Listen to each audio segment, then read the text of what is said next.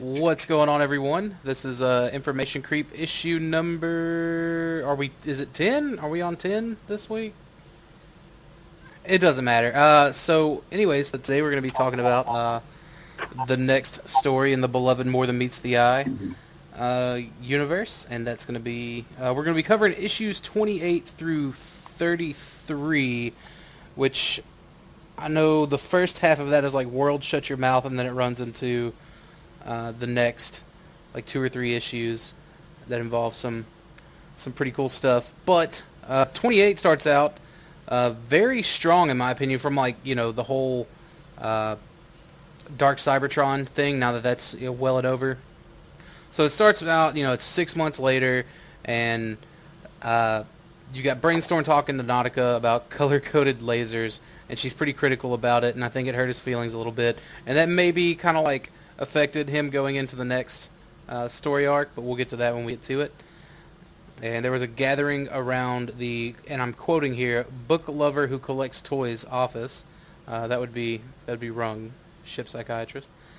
And it's Megatron in Rung's office. Brainstorm had mentioned that the captain was having his head examined, and then we see Megatron. So already off to a pretty strange start, and Megatron doesn't care for this psychiatry, whatever. He's just not feeling it. It's not for him. And the lights flicker, and then Megatron thinks that they're under attack, and then it gives us a flashback to like 6 months ago, where Rodimus is ready to leave. Optimus insists that he stays for Megatron's trial. Prowl wants public execution. He wants the triple tap, as they called it. Spark, Brain Module, and the T-Cog, just where everyone can see. And in the meantime, Swerve is holding crew auditions, also known as crew-ditions, and it totally isn't sanctioned by Rodimus or Ultra Magnus, because Nightbeat busts in and debunks the whole thing, while I believe it's Velocity and Nautica are having their crew-ditions, and like he shut down was it Blue Streak for looking too much like Prowl because it would upset Rodimus. Yeah. Right. It was Nautica and Chromia. Oh, it was Nautica and Chromia. Okay, that's right. Because Chromia was like, no, I'm not interested. I'm just like here for Nautica. And then one of my favorite panels is like while they're talking about going through like the prosecution and all that, like Optimus is naming stuff off. Like he's just like Prowl's going to be the prosecutor. Ultra Magnus, you are going to be the orator for the defense. And Rodimus is just kind of like, what am I doing here? And Prime asked, he was just like, hey, could you give me an update on your progress finding the Knights of Cybertron? And Rodimus just very subtly says, we stopped Tyrus, saved the Circle of Light, and broke the Matrix. They're 10 words. And Prime, kind of flabbergasted, was just like, you broke the Matrix. And Rodimus was like, 12 words? That's my bad. Prime again says, you broke the Matrix. And that's when Rodimus was like, oh, we're still focusing on that, are we? And Prime was in the middle of repeating it again, and then that's when Rodimus was like, well, it was my half. And it shattered whenever I deactivated Tyrus kill switch. It wasn't that robust. It was, I think it's hilarious because he also, Prime's kind of like, well, how, that was your map to Cyber Utopia. How are you going to figure it out? And he said that's why the first thing we're going to do when we leave the planet is find the greatest Autobot of all time. And Optimus says Thunderclash. And it pisses Rodimus off because he's like, the fact that you even knew who I was referring to is just so upsetting. But I thought that was fun. Like that particular part of this issue, I still enjoy giving it a good look over to date. So yeah, just to piggyback off that is like just the interaction of the the Autobot High Council plus Starscream. just reinforces my opinion that James Roberts should just write everything, because he has such a handle on giving each character their own voice. Like, granted, I mean, I know a lot of people complain that James Roberts, he, kind of makes everyone talk in the same snarky, witticisms, but in this instance where he's talking, Prowl is advocating for the public execution, and, Starscream is trying to say that his people, and Rodimus keeps saying, like, stop calling them your people. And I think my favorite line of the interaction here is where Rodimus says, "One day they'll wake up and realize what they've done, and they'll kill themselves, suicide by bomb." Yeah. Another thing before we move forward is I love the meta quality of the "and we're back" in the first page, because it is the story coming back, proper from the Dark Cybertron's crossover, and the official start to what James Ritz has called Season 2 of More Than Meets the Eye. Yeah, which I believe this issue is 3 years old this month, if I'm doing math correctly. Or like 3 years a month, but yeah. Yeah, I believe so. Yeah.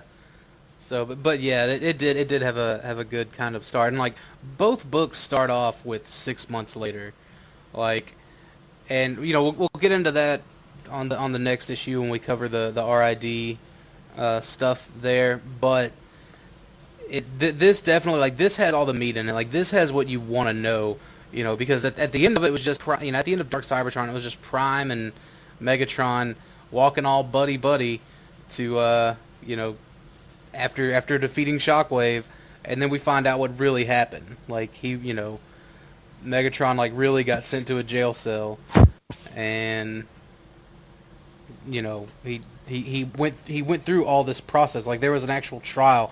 Honestly, I think the trial of Megatron was probably the most well written part of, like, these 3 books, the 3 of these books that we're covering, at least.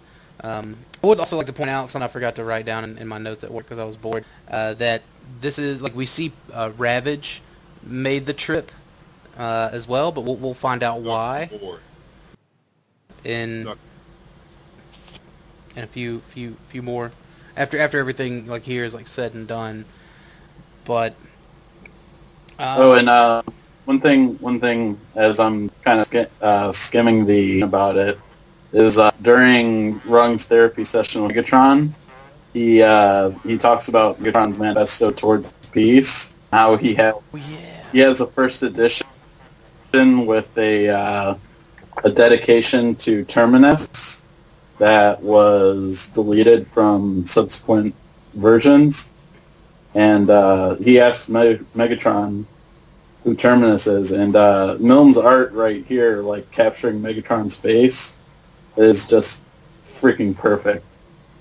Like, it's just this look of concern and, kind of bewilderment that, one, probably anyone has that edition, and two, probably bringing back a lot of memories because of who Terminus is, who will learn on.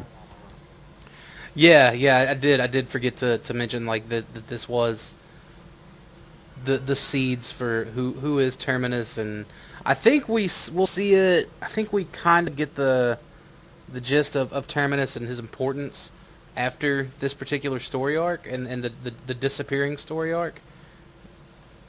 If I'm remembering correctly, because I think that was mostly a flashback issue. Also, during the Cruditions, Nautica revealing that she is she's a NGEX snob and a bit of a lush. Where Chromia says if it's not triple filtered, she's not interested. But wow. Also, we get our. I think this is our first look at our podcast's unofficial mascot. No. Well, yeah. Is this the first issue that Crosscut showed up in? No. Yeah, I think so. Are you for sure? It was in Dark Cybertron, I thought. Oh, he did show up in Dark Cybertron. Okay. It was Dark Cybertron that he showed up. Yeah. He is sitting in on the Cruditions, though, so I've got a feeling we chose right. With I wasn't here for our issue on Dark Cybertron, so if I didn't take part in the podcast episode, it didn't happen. So this is the first, like, the real official first time we get to see Crosscut. Sure. But yeah, I thought it was funny that it was, who was it? It was Swerve, Crosscut, and someone else. Riptide. That's it. So. Who would be new additions to the crew for the season? Yeah, it's like they draw in, like, they do all these characters, and you're just like, well, MMC's got a big backlog of toys they need to make. You don't know Hasbro isn't doing it. Speaking of MMC, Megatron's new design, which, I mean, even before toys were being talked about being made of it, like, it was my favorite design of Megatron in all of IDW, and not just because it's new, but because it's just visually striking. Yeah, there's something very tough and very heroic about it.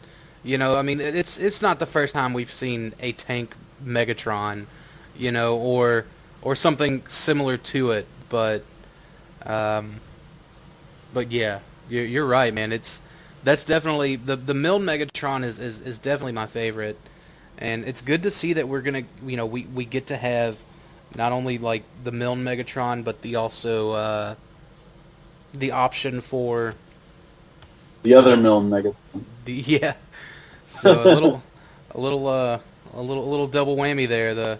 The poet becoming the Decepticon Tyrant Warlord, and then the post Decepticon Tyrant Warlord. So, to continue on with the story, though, Megatron is in a cell, and he's visited by Optimus and Optimus's buddy Tumbler. And Optimus volunteers Chrome Dome's gifts, as we should say them, as a way to speed up the trial. Because he was like, look, man, this could go on for months, or this could go on years. Like, if we really drew this thing out. So, my friend Chrome Dome, he's a Nemo surgeon, and before he could continue, Megatron was like, nope, get him out of here. Like, you can beat me up, you can kill me, you can do whatever, but I'm not going to let you touch my mind. And Prime was just letting him know. He was just like, well, manually recovered memories are admissible in court, so if you just let him give you a little injection. And Megatron still wasn't having it, and that's something like we kind of saw in the whole Overlord thing, because Overlord wanted Treppen to teach him how to, do that. He wanted to get some needles for himself, and Megatron shut that shit down.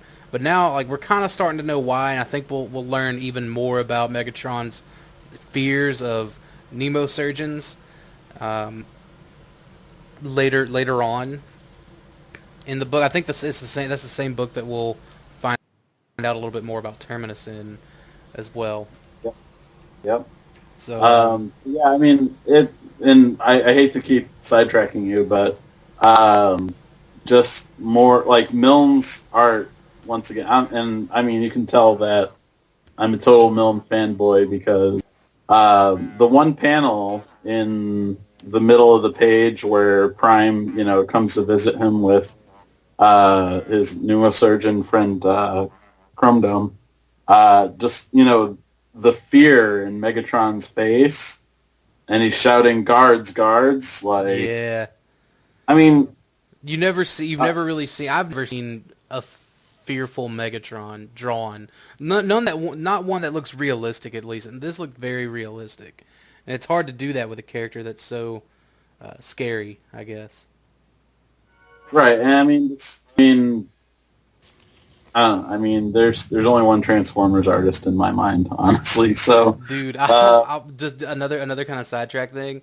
I got to meet him at Pete's Robot Con, And it was so awkward because I didn't realize like how big of a fan I was until I was just like, hey. So it was cool, man. But he's such a chill dude. He's just like, yeah, whatever. I'm like, oh, dude, that's so awesome. And it's funny because him and Josh are regular posting members on TFW, and he's been there almost as long as I have, and I've been on TFW since 2002. Holy crap, man! You've been around for a minute. Yeah, dude. Like it's and just to go on a sidetrack because why the hell not?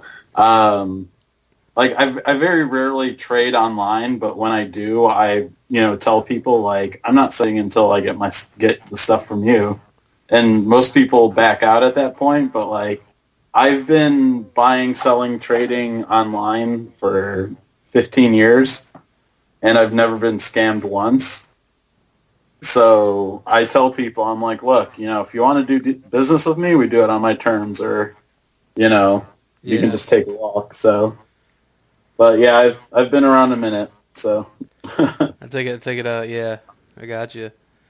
But in which that's like honestly nowadays, like, especially after the big fandom boom in 2007, that's probably the best way to conduct business. Dakota, can I correct you there on that? Yeah, man. I'm gonna say 2002 or 2003.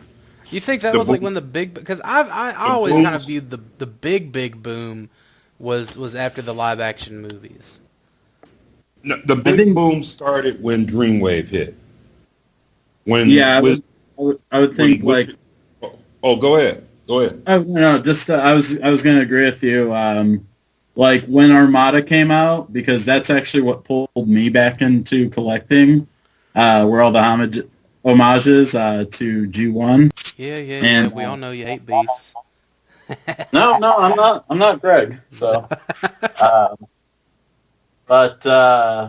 no, I mean, like, Armada got me back into collecting, and Dreamwave was just blowing up at that time.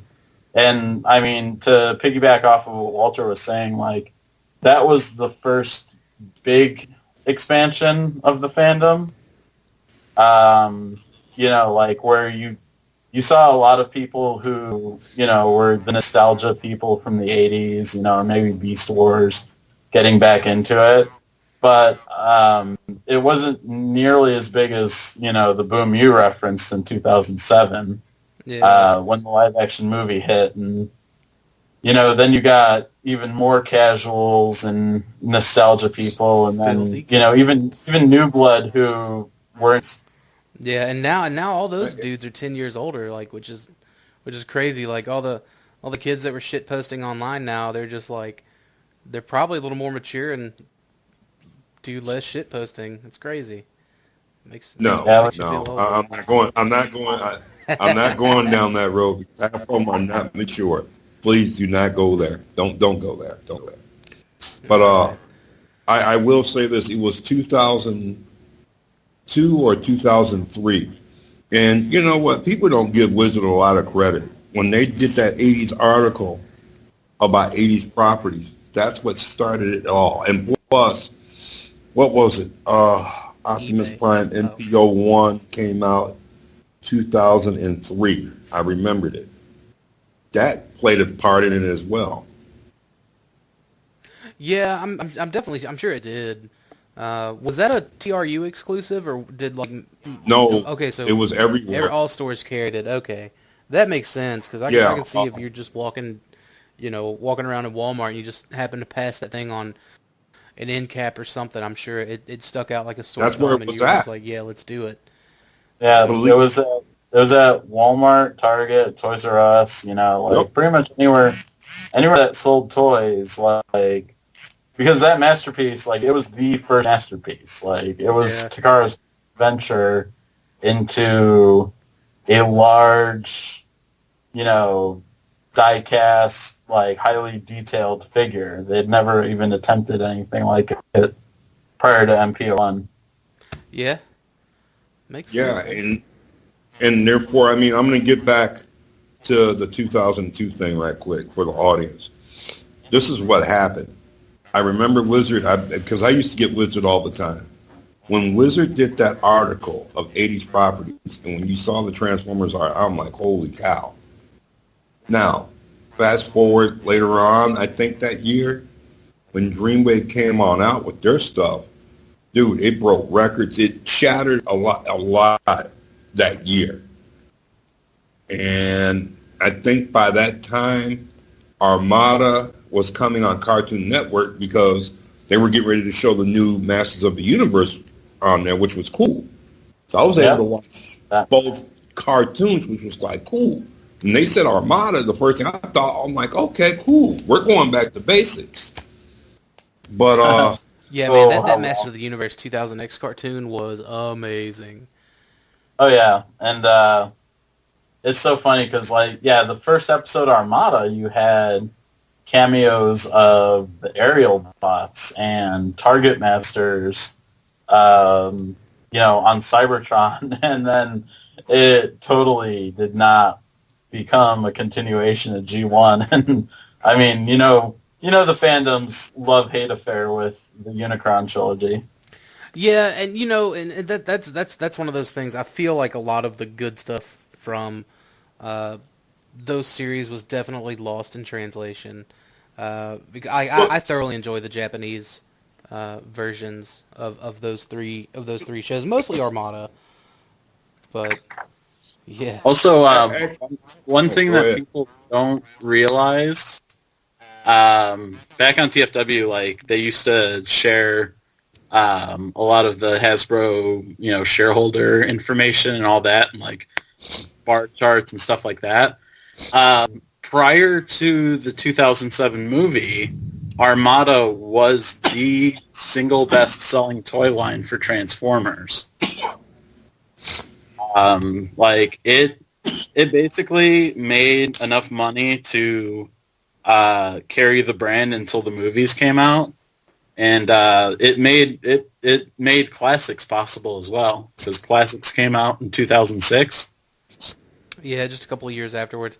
Which, I mean, it was a really good case of, like, Hasbro has continuously, like, they'll take their whatever concept they have for Transformers at the time, and then they'll sell it until it hits the ground, and then they'll do the same thing.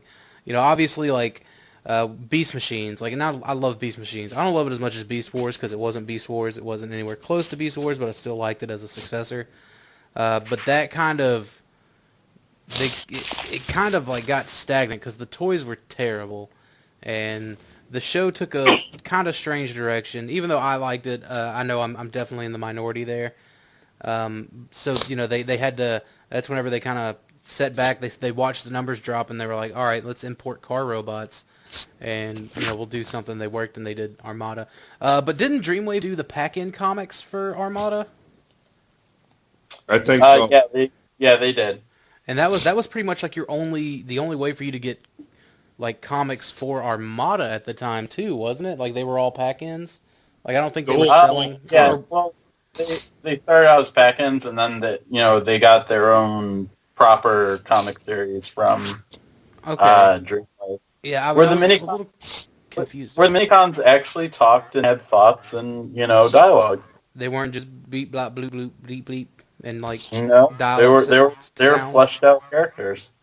Yeah, man. Maybe we should. I'm gonna try to find some scans of those. Maybe we could cover that after we get all caught up. Also, since we've kind of gone off the rails, the Armada Pack-In comics also gave birth to one of the first Transformers fandom memes, so to speak. The Yum Jam for Hot Dot. At first, I wasn't sure what you were talking about, and then you said Yum Jam, and I was like, "Oh shit!" Yeah, like the art was very murky, and there were some questionable panels. One of my favorites was Crumple Zone, Cyclonus's Minicon transforming from robot to tank, and the way it looks like his robot mode is grabbing the tank from behind, and They went back and they rewrote all the dialogue in the bubbles, and Cyclonus says, "Crumple Zone, hump that tank." Wow. And then Can I say something right? If it's all right. Yeah, go for it. Go for it. This is my take, and I ain't trying to get us all off subject here. No, we're already there. Oh yeah. This is what's the problem with Beast Wars. We had a network, I'm for sure you guys had there tread carefully. too. Oh no, it's actually That's maybe Walter's like. it was on a good network, which was UPN. I thought it came on Fox. No, it was on UPN. The first 3 seasons. It was up on Fox near me in the northwest suburbs, Walter. Then it just went to Fox then, because down up here in Illinois, it was on UPN. What Fox did... I was in Illinois, too. I was in the northwest suburbs. Really? Didn't know that. Yeah. I was in Mount I know it came on a couple of different, like, stations. Like, I will say that. Like, I know for sure it came on, like, Cartoon Network Toonami. Maybe not Toonami, but it was on Cartoon Network. Yeah. I remember it being on Fox on, like, Saturday mornings. And I remember it being on, like, another, like, local broadcast channel. It was UPN. It was UPN. Yeah, it had to have been UPN. And the deal of it was during that 3rd season, I think the speculation was they're going to go to a 4th season. I think they're going to try to retie it back into G1. That's what I was thinking. Before Fox picks up the deal and they went with Beast Machines. Now, we can go, what is it? Beast Machine started in what, 99? Yes. Nothing like Fox to ruin franchise, right? Yeah. Now, let's fast forward to the key year 2002. And another thing that no one really talks about was the commemorative series figures that came on out. And you also got to remember there, too, the Beast War reissue figures came on out in 2005 or 2006. Yeah, those came out in 06, but there was also that first Universe line as well, in between all of that was going on. But then there, that was like 3H had like a sort of a deal going on with the Universe, because I believe Glenn Hallett wrote a lot of those bios, if not all of those bios, and they were kind of going on, like they were continuing from where Beast Machines left off, and all that. And then the rest is history. The Universe line was 2003. I remember because I went to BotCon in Chicago. And the funny part about that of it is this. I think when Armada started, that's when alternators came on out. And therefore, out of the blue, we start seeing smoke screens everywhere from G-Mata. I'm like, what the hell is this? Why is everybody and their mama putting out smoke screens? That was crazy. And... dude, I that's what happened, and I believe from the Dreamwave to the NPO1 and in the commemorative series as well, it's what started the whole thing. It started the whole ball. Started the whole ball going. Yeah, I agree, man. To get a little bit back on track though, just a smidgen. Little. In the present day, now that we've talked about some of the stuff that, and this is something I do like about these books too. Like you'll get some story that's going on during the present, then you'll get some 6 months ago story, and then it hops back and forth, so it keeps it interesting, keeps it fresh. But in the present day, Nightbeat is trying to figure, or no, excuse me, Nightbeat and Skids are checking up on Chrome because all he's done is just kind of locked himself in his room, and he's just been watching the video that Rewind left behind after he died, just in the dark. And while they're kind of checking up on him, Nightbeat noticed that like one of the numbers was missing from his Hab suite, and he was like, "Isn't he supposed to be in 208? Well, where's the 8?" And Skids is like, "Why are you worried about that? Like, what's wrong with you?"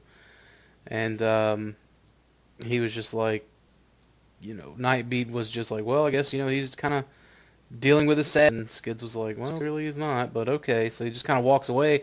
But in this panel, let's see, at the top of this page you see the arrow pointing to the fuel furnace, and at the very bottom you see that a couple more letters are missing in fuel furnace. So That's something like at first I thought it was just like an error on the artist's part because I didn't quite get what they were going for, and then of course like after finishing the arc, I was like, oh, that's what that was for. Like very seldom is anything an accident in these books. Very seldom. No, definitely. There are no accidents when it comes to James Roberts like plotting of his stories. So Megatron's going back to his Hab suite, and we find it defaced. I would say it's been graffitied with nothing but compliments. And interestingly enough, his Hab suite is 113, which we know, if you haven't figured it out by now, it's James Roberts' favorite number. It's a very, it is a number that I see very common, but why? Okay, I know this one. Transformers 113 in the UK run was the first issue that James Roberts picked up when he was a young lad, and they had a write-in section in the back of the issue. And he got hooked on Transformers after reading that. Yeah, because I was going to say, there's Agent 113, and then there's this. I'm sure there's some others that I'm just missing, but those are the two that that stick out the most. Yeah. The number 113 is a reoccurring theme throughout the whole book. So Megatron is stoically examining all the compliments that his new friends have decorated his absolute door with. And we hear, he gets a crossbow bolt through his right hand, and none but Whirl is standing there. And he's like, "What? You think that was me?" And he's holding Bravo. This part I do like, man. The tussle between Megatron and Whirl that takes them all the way down to the fuel furnace. Yeah. And just like the dialogue between the two of them, because Whirl's paranoid. Whirl's like, man, this dude is going to, he's going to strike me, so I got to strike him first. And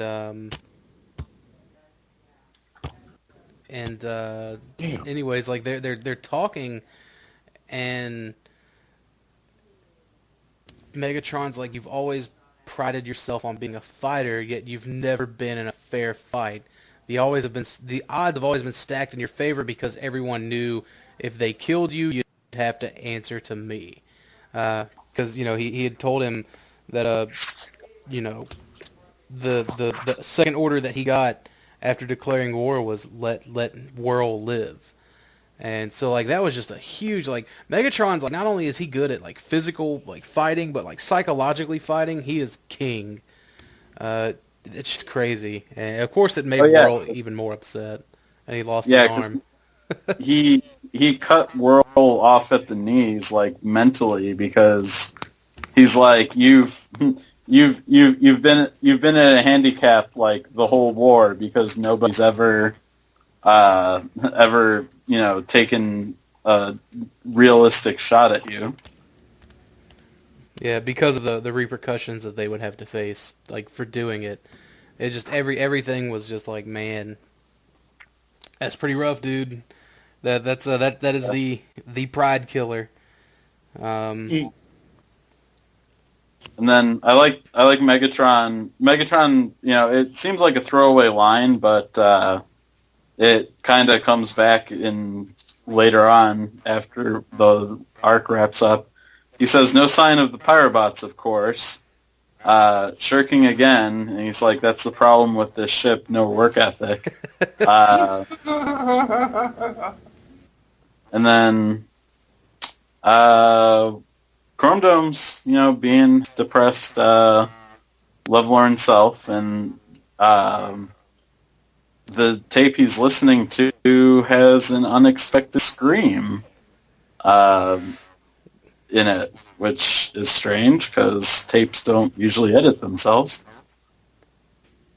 Yeah, and it's definitely very alerting. Also, here we have Worrell kind of pulling up a comms thing on his arm. He was like, "Hey, it's me. Bad news. He didn't bite." He said, "It's like Rodimus said before he left. It's like he's expecting to be provoked. So what else do you have in mind?" So obviously, that wasn't as random as But it appeared. how do we know that was Ronimus?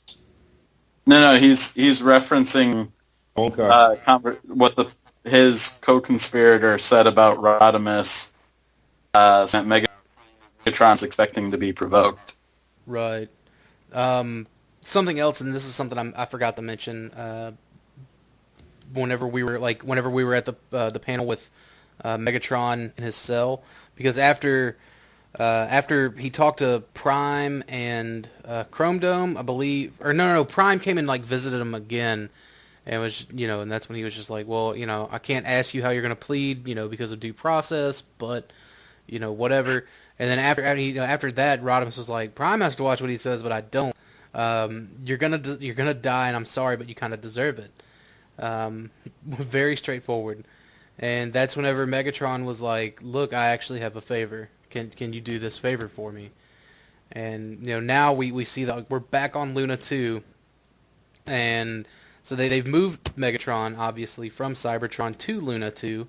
We'll find out why later on, but I like the escort. I like that he's essentially escorted by Ultra Magnus and the only two wreckers that were left on Cybertron, or former wreckers, I guess. You got Sandstorm and Broadside.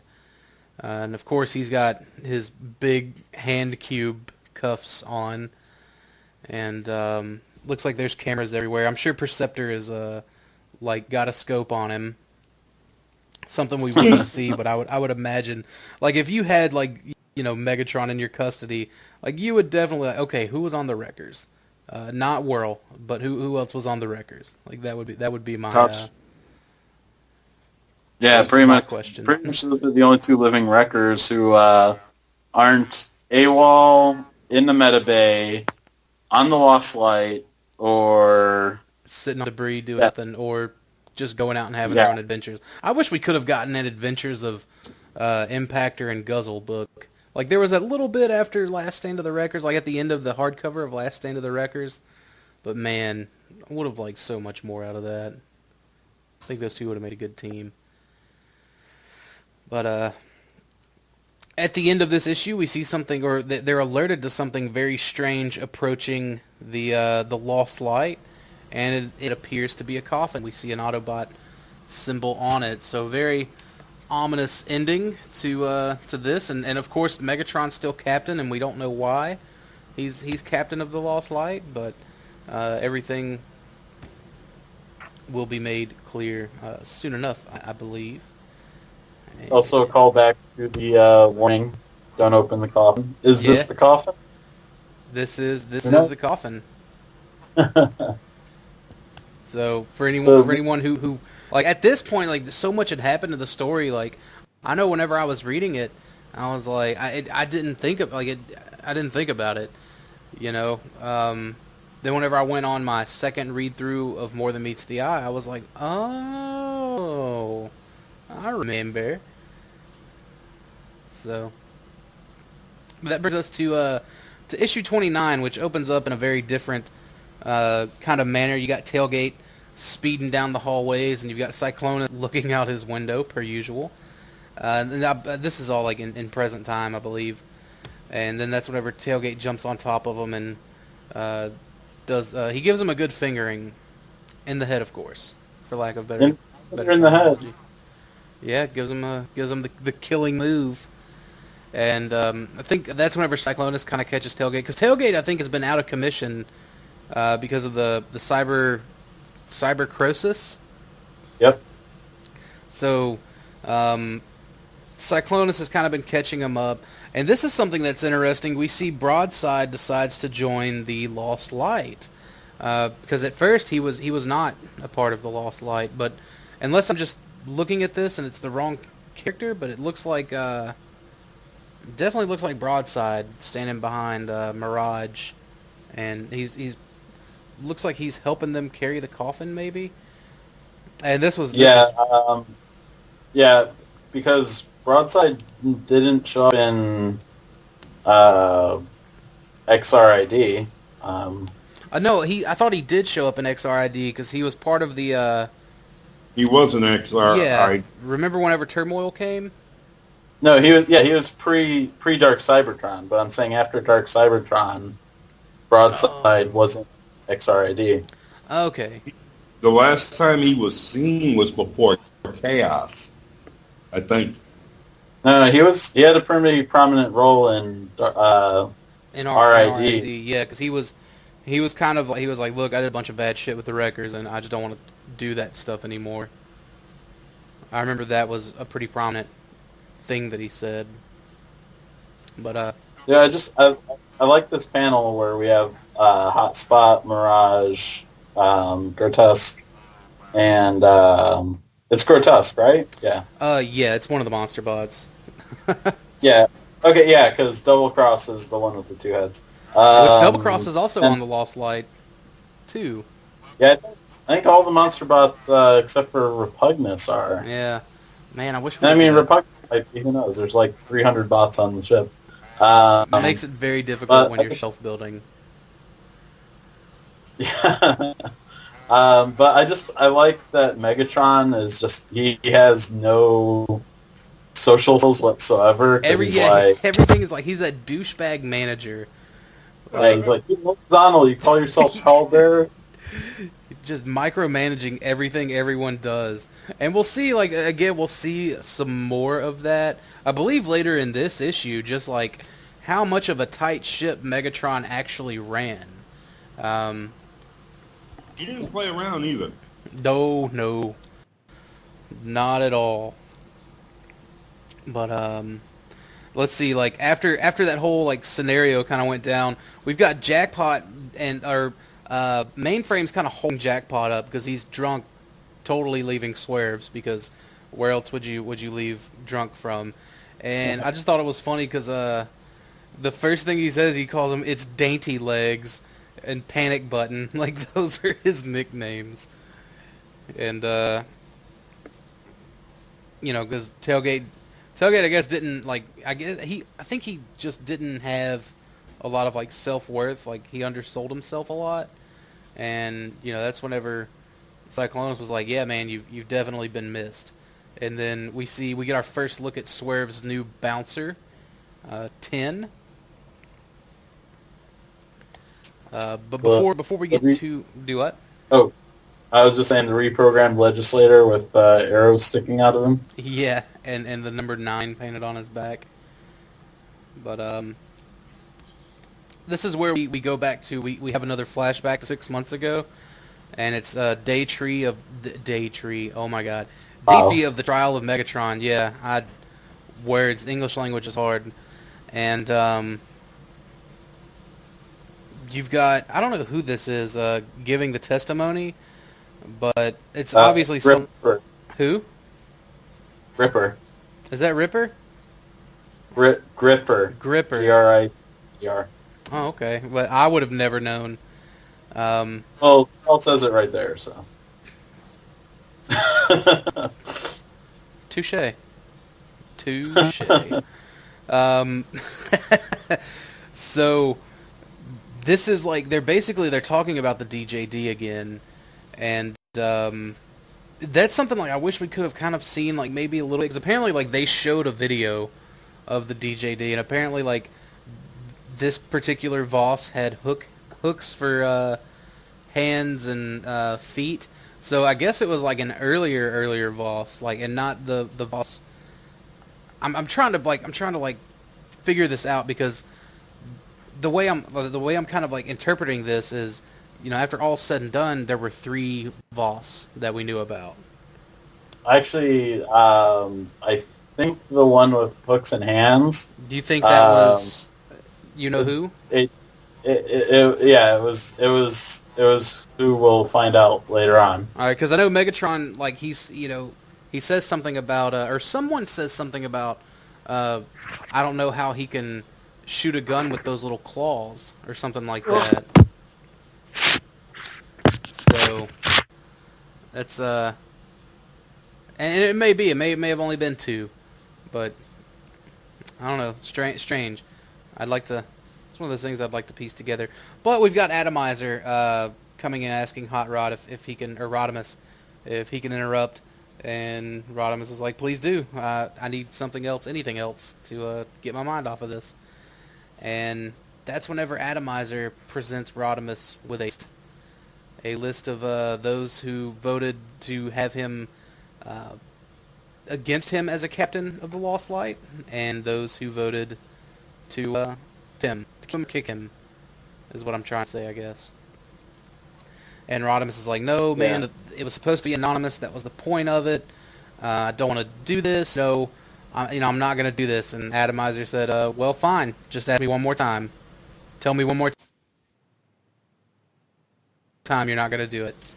And that's whenever you see Rodimus McSad Eyes, because he realizes he can't control his urge to want to know, his curiosity. Meanwhile, back at Swerve's place, Swerve and Tailgate are talking about Swerve's new doorman, and Swerve's just like, yeah, his brain's damaged. He don't do no good on the thinking. And he also mentions, and I think this is probably the more important part of their dialogue, that someone has stolen a vat of injects from him. So that's something to totally keep in mind. For something else gone missing. Do what? Something else has gone missing. Yep. I actually took this as a double meaning. I took this as not only something going missing like everything else, but I took it as what happens in the next story arc. Oh, okay. Yeah, I mean it could be both. You know, we also see in this panel that the 3 interviewees from the Cruditions made it onto the Lost Light. As we see. Oh, go ahead. We see Nautica waving like excitedly, Blue Streak laughing at Hoist, and then Groove and Streetwise wrestling in the middle of the bar. Oh yeah, I think this is also maybe that wasn't Repugnus earlier. Maybe that was I only know him by his Titans Return name. I'm sorry. No, that's Double Cross in the bar, but that was definitely Grotesque as the pallbearer, because I'm flipping back between the pages to double check. What threw me off was the wings, because I know Double Cross is supposed to have black wings, right? And they were white, and I know Grotesque had white wings. That's why I'm all kinds of messed up. Oh yeah, no, there's some coloring errors, Yeah. Got to keep it G1. Have you guys noticed that? This is gonna sound crazy, but even with More Than Meets the Eyes, for the first time in history, in Transformers history, we're seeing a lot of alcohol, if you know what I mean, in this series. Especially More Than Meets the Eye. A lot of shenanigans, man. James Roberts likes to party, low key. He may tell you he doesn't, but I think he likes to party. Yeah. Oh, and Dakota, Repugnus is like in the bottom right corner of the panel where we see Swerves. So there's confirmation that all 3 monster bots are on the Lost Light. Oh, okay, nice. All right, now we've got it. Now I just need to wait for preferably if Hasbro would just do the other 2 in deluxe scale, that'd be great. Because I already bought the Double Cross. Yeah, the Headmaster. Yeah. I bought it because I want the fullest Lost Light shelf that I can get. So, and the MPs would be way too big for everything else that's on that shelf. I'm a chug guy first and foremost. But we also see the 3 rules, the three laws, I guess I should say, of Swerves. No guns, no swords, and no briefcases. So that's pretty funny, I thought. And Trail Cutter is soused. Dude, he is tore up. Um, they actually, yeah. This is the part where they they tell Trailcutter like he doesn't have the stones to go and break into Megatron's special stash of Energon and take him a sip. Before we see that go down, however, we see that Starscream has taken the stand, and he's got his little crown and cape and his shoulder pauldrons on. He's all decked out, and he's just like, you can call me Starscream, Lord Starscream, and into his testimony, Ultra Magnus is just like, yeah, so objection, he's grandstanding, and Prime was just like, you're right, today's not about you, Starscream. And I like Prime's little tiara, his little Tyrus tiara. That's kind of cute. But his Chief Justice tiara. Yeah. But however, Starscream kind of continues to grandstand. He literally adds insult to the literal injury that Megatron is kind of facing at this point, at this public trial for everyone to see, and he basically he was like, I was young and dumb and part of the Decepticons, and it really wasn't a movement, it was just a bunch of rioters, and Megatron was the biggest looter of them all, and he needs pity. He was just, man, Starscream was digging in deep. And after that kind of final line, we see Magnus approach the stand. He said, look, my client has requested he would like to speak to me in private. And so Prime grants them a 30-minute recess. I think this would be a good time to have Robert D on, so he could lawyer it for us. Robert, can you give us some legal analysis of the trial? Yeah, he'd be like, so what? You'd be like, your balls are grandstanding. Exactly. But really quick, I love Starscream's testimony just because he totally downplays Megatron's importance to the Decepticon cause. He says that the war was a riot and Megatron was a looter caught up in the events. He's like, not shaping them, not coordinating them. He's like, stronger person, a braver person, someone with an ounce of strategic acumen would have prevented the revolution from descending into chaos. Yeah, he's just, and like I said, he's digging into Megatron. Because Megatron, as we come to find out later, he prides himself on being 10 steps ahead and, better than everyone and just, being a master. A brighter mind. Yeah. So to have this, former lackey just taking pot shots at him in a public forum,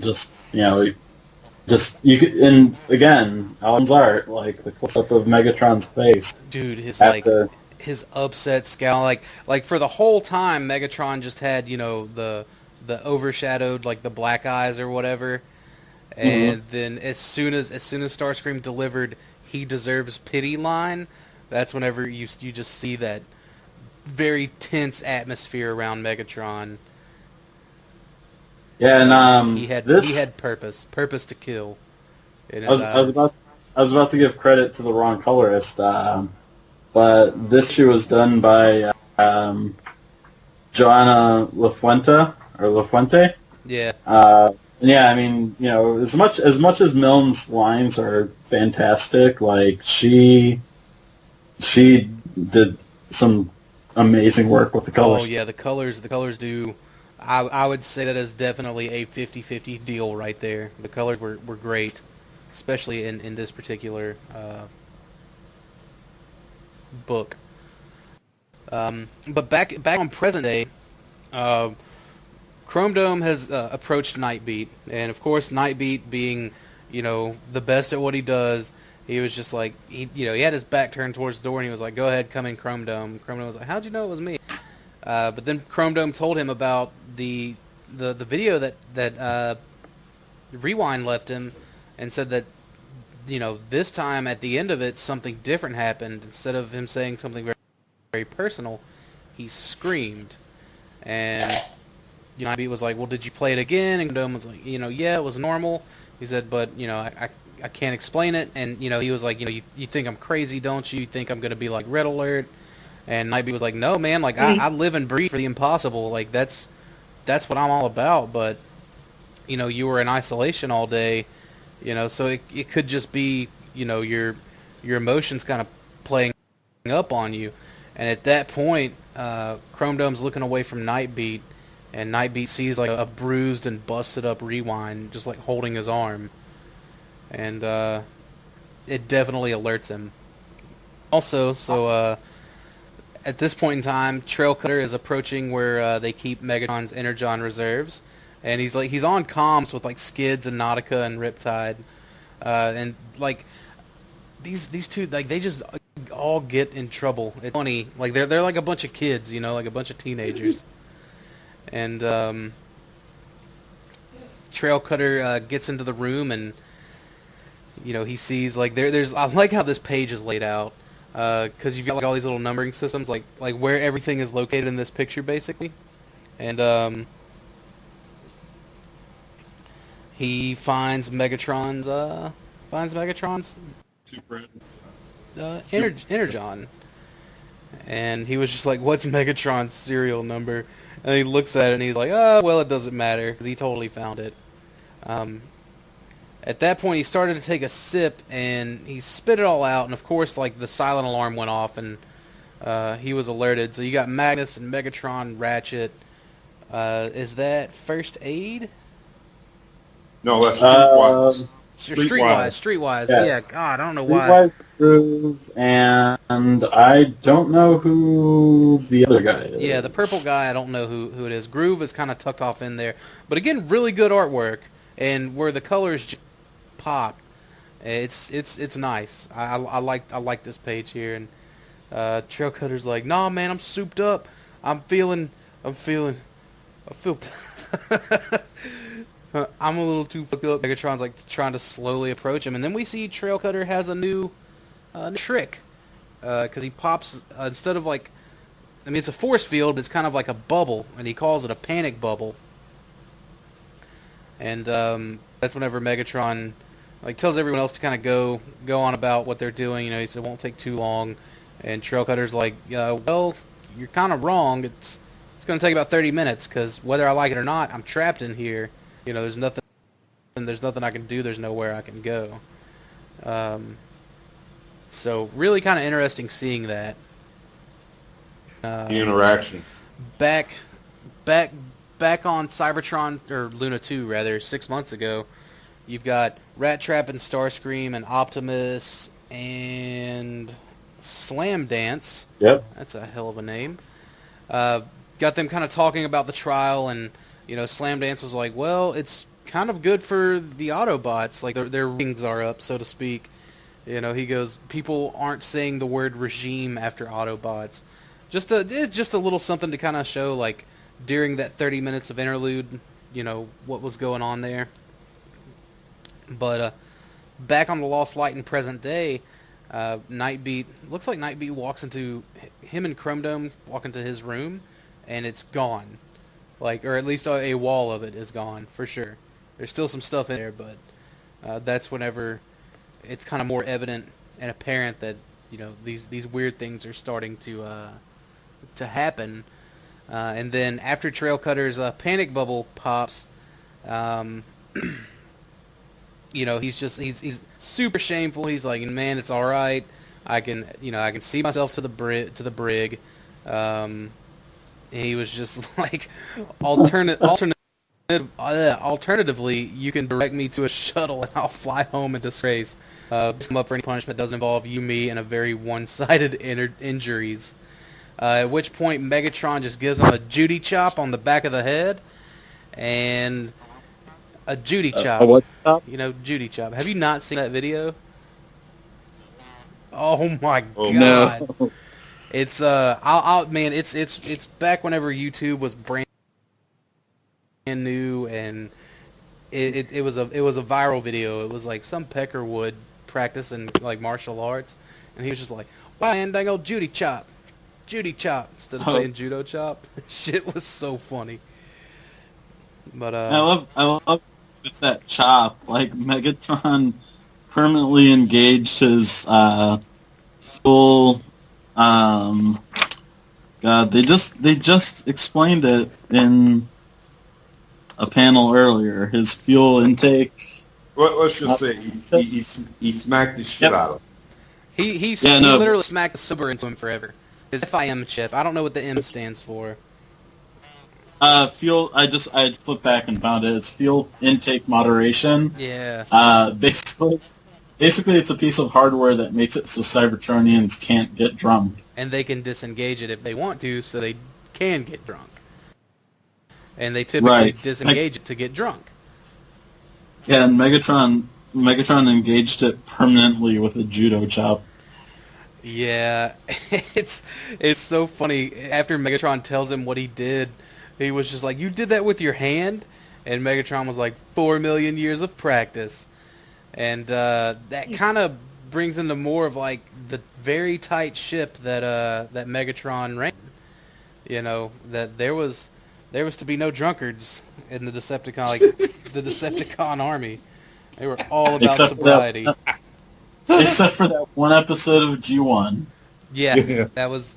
I think that was probably the tipping point. He was like, "Nope, no more soldiers of mine gonna be drinking." And that's whenever they realized that the coffin had opened up during the deal, and there was some fluid leaking out of it, and they were like, "Well, we don't think it's poisonous," but they opened the coffin up, and it's a dead Rodimus, minus half of a head. Yeah, half his head. So, Shorn? Can we say Shorn? Yeah. Then at the very end of this issue, we get a little bit extra, but basically after the recess, Magnus tells Optimus, he's just like, well, my client would like to change his plea. In addition, he would like to make a statement to the court. And before he could finish, Prime was like, "What? You want to repeat that?" And Magnus said, "My client now asserts that he is innocent of all charges." And Prime was kind of, again, like, he has that unbelievable face, same face that he had whenever Hot Rod told him that he broke the Matrix, broke his half of the Matrix. And he said he changed his mind. Speaking of Rodimus, we see Rodimus, looks like he's kind of ducked off in a little corner, reading the list that Atomizer gave him. So pretty. Dude, I love Ultra Magnus's face in the second panel on this page, where it's such a sad Magnus face. Like, if I could get the original artwork of that panel alone, I would definitely do it. Just and I wonder if that was one of those like deals where sometimes like pages are drawn like in full, or they'll just draw a panel, in full. That'd be cool if it was one of those just like fully drawn, like it took up the whole page sort of panels. And I don't know, I'm going to revise my statement about James Roberts' writing, because apparently his writing of Optimus consists of Optimus repeating the same line, like over and over in the same panel. I mean, you gotta think like these are all pretty surprising things. Wait, Yeah. you broke the Matrix? Wait, you're not pleading guilty? You're pleading not guilty. So Yeah, Optimus is like 4 million years of war, and I've never seen so much stupidity in such a short amount of time.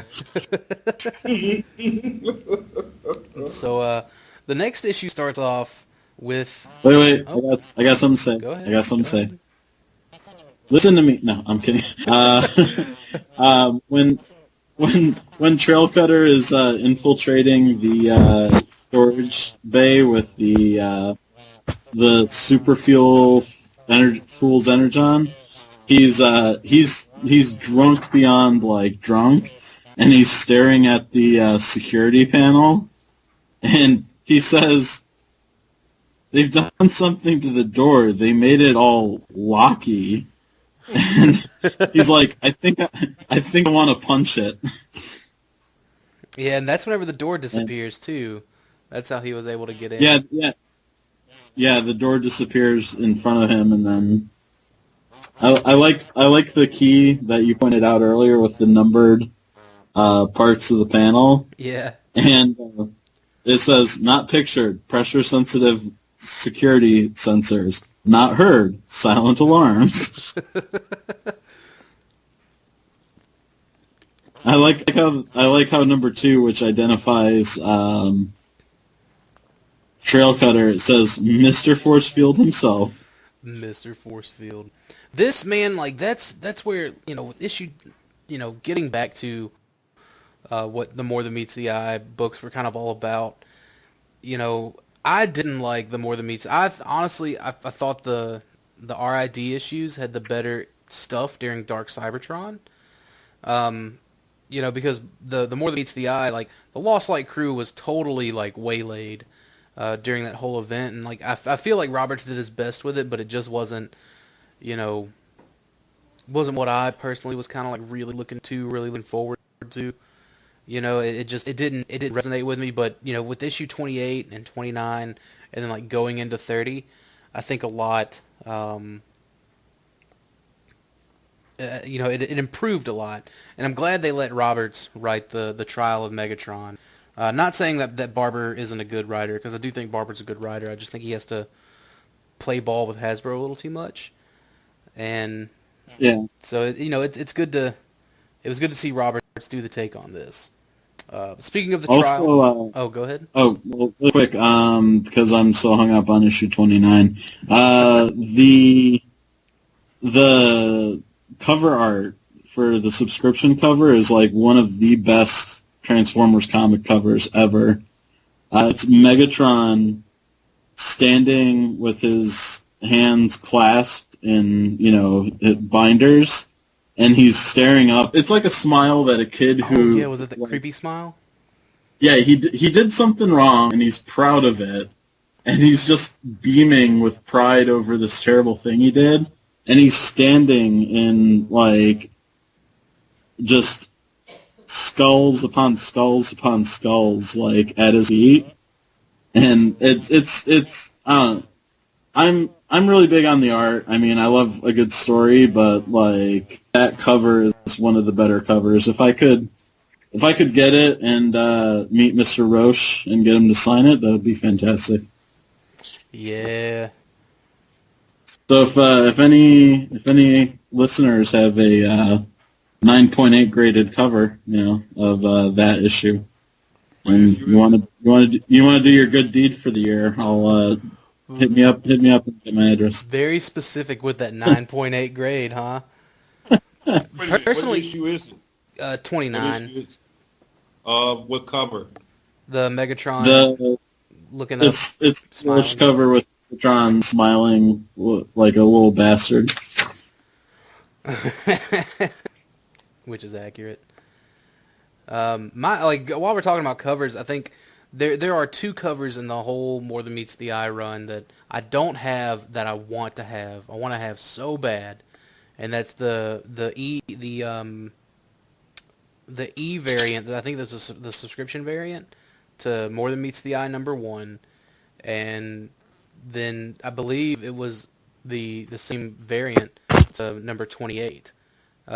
Which had, like, because #1 had, like, the main kind of cast that, you were going to see in, season 1 of More Than Meets the Eye.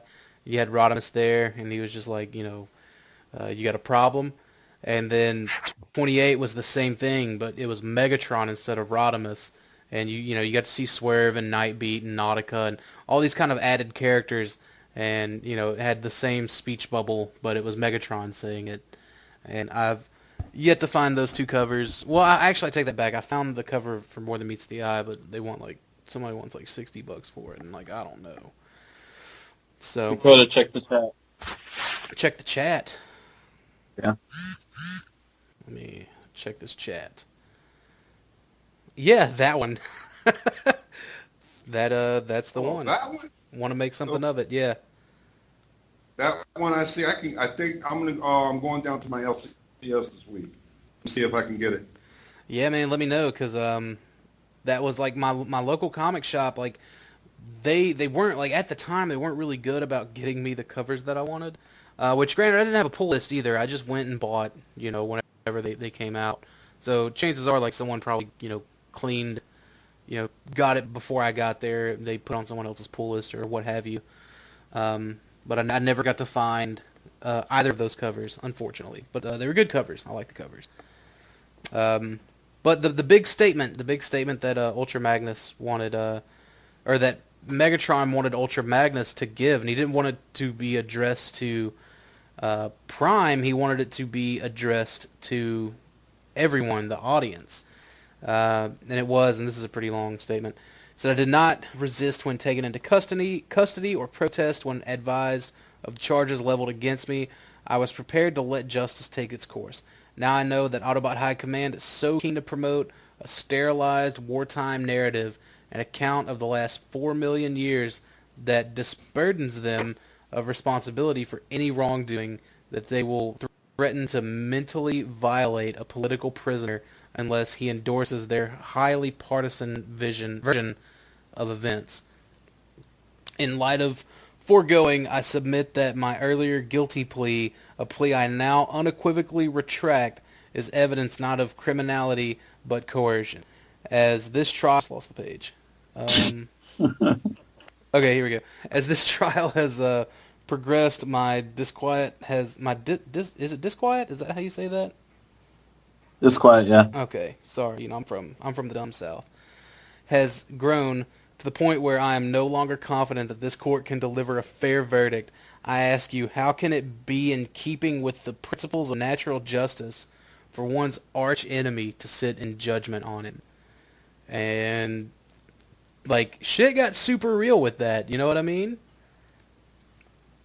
Like, it was, like, that was a very, like, whoa. Like, I think Prime totally regretted the shit where he brought Chrome Dome in and, all that other stuff. Because that was, he obviously, he was just like, all right, and it was Starscream's, his testimony that drove to all this, which we'll see a little bit more into that later. But shortly thereafter, Magnus gives that speech. The Decepticons that were locked up on the Lost Lights brig, that were just let loose because that's smart, decide that they want to crash the party. So Magnus takes out his hammer. I love it whenever like they do the nod to animated with the Magnus hammer and all that, which is awesome. He's just slinging it around like a badass. Well, it's funny because, like, it's a hammer that Magnus grabs off of a statue. Yeah, but I just like seeing him with a hammer. You know what I mean? Oh yeah, no, I mean, like, and the 2-page like half spread, I guess, where all the Decepticons come streaming trial. Like, it's just great because it's all the Terracons, all the Seacons, minus Nautilator, obviously, and like Snapchat. Oh, that would have been awkward. Yeah, dude, and I mean, just like I love cameos. I love picking out random bots and backgrounds and stuff like that. Yeah. So, and then I love Magnus. He's like, Your Honor, is an abusive process to request the presiding judge intervene, and Optimus hops off the bench and then punches Hunger in the face. He flicks his little tiara off in the process. And Hunger is in the process of saying objection. It's like objection. Dude, shatters his visor, punching him, just knocked the shit out of him. That's, you know what's funny though about that? They had the Terracons and Seacons in that scene. Aren't you? You know what? I'm surprised they did not combine. They didn't have that capability. Yeah, you got to remember. Yeah. Okay. Okay. They didn't go into that there yet. Then. Okay. Yeah. I mean, if this was another major IDW event, maybe they would have. But And therefore, to see my Prowl do a karate kick on one of them. Dude, just straight high kicked it. Like, Yeah. boom. yeah, dude. And then I like that we saw Generations fucking Whirl. not Springer. Sandspring. Yeah, Sand. Sandspring. Jesus Christ. Sandstorm. Yeah, like we see his alt mode pop up. Yeah, and I mean we saw like it was definitely like they definitely drew that based on the toy and at the end of 28 whenever he was escorting him too. And I like when they do that. Like I mentioned that a lot, but I like whenever the artwork matches the figures or the figures match the artwork as long as they both match. Like that's what I like. That's what I kind of go for. But at this point, was it C-Wing? Yeah, C-Wing. Yep. He's just like, I'm hold on, Megatron, I'm coming. I'll be there in a minute. And he's telling him to he's releasing his harness, his handcuffs, I guess. And he's just like, grab the backpack, grab it. And he was like, I'm sorry, C-Wing. It was a nice gesture. And that's whenever C-Wing gets shot 3 times. And maybe he got killed, maybe he didn't, who knows. Do what? Let's just hold out hope he's still alive. Yeah. And I'm sure he is. And maybe they'll, MacGuffin Nautilator back into existence. Kind of like they did with Scoop for like yeah. We'll get to that when we get to it. We'll get to that, abomination of storytelling later. Yeah. And that's whenever Optimus orders there's going to be a brief recess. On present day, it's Earth Movies Night at Swerves, and Will attending his Hollow Rider avatar, which is still probably one of the most hilarious avatars. Like Whirl being this girl with pigtails and an eye patch is, I think, just as funny as Ultra Magnus being Verity Carlo. You know what I mean? So. Yeah. Well, I love that his avatar has also evolved. Now she's sporting spiked elbow and knee pads and The fingerless cut gloves. Off. But I like that blue streak is bartending. Yeah, Swerve's starting to put some people to work here, because we'll see later on. Blue Streak wasn't the only one, but I bet that was something to do with the Cruditions thing. He was probably look, I'm really I would assume it's totally something off panel. He was really and truly I am the reason you're gonna get on board, so I need you to work at my bar. Trying to fleece people for some cheap labor. So, other than that, I think that's and they asked Whirl, which this is setting up for something that happens later on. But they asked Whirl, they were like, hey, why are you here in your Hollow Matter avatar? And he was like, well, Ultra Magnus thinks that I stole his desk tidy. So, thought that was kind of funny. He's protesting his innocence by braiding my hair and watching off-world cinema. Yeah.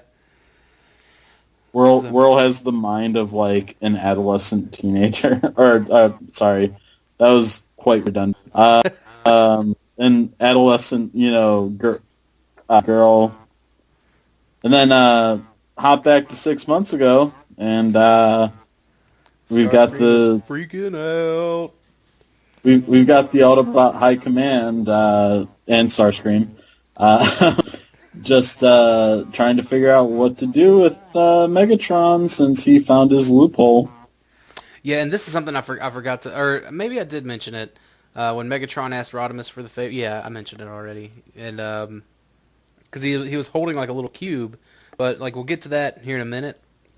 But Starscream's losing his shit, and Prowl's just like, well, we'll just take him back to Cybertron, and then we'll restart.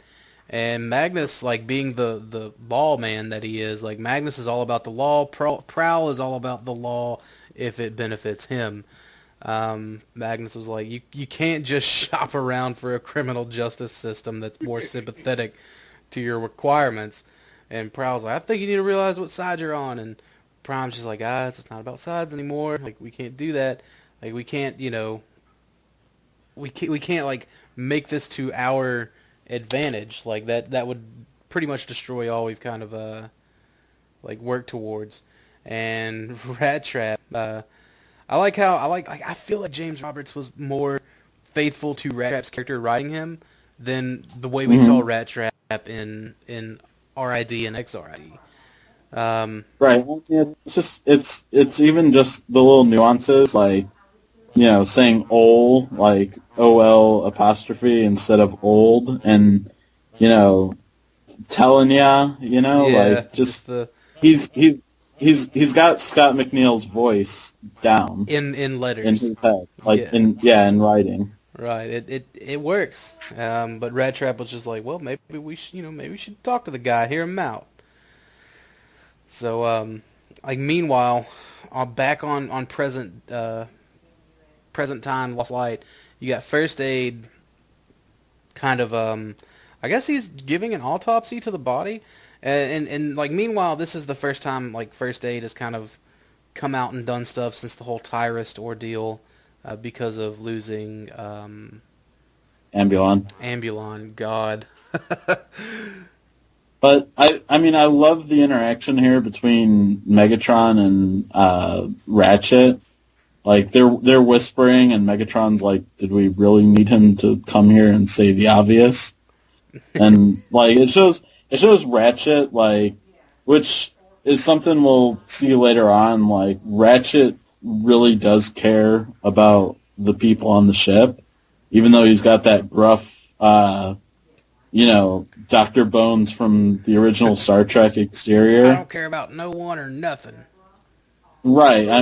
But deep down inside, he really truly cares about his friends. We saw that whenever Drift got exiled as well.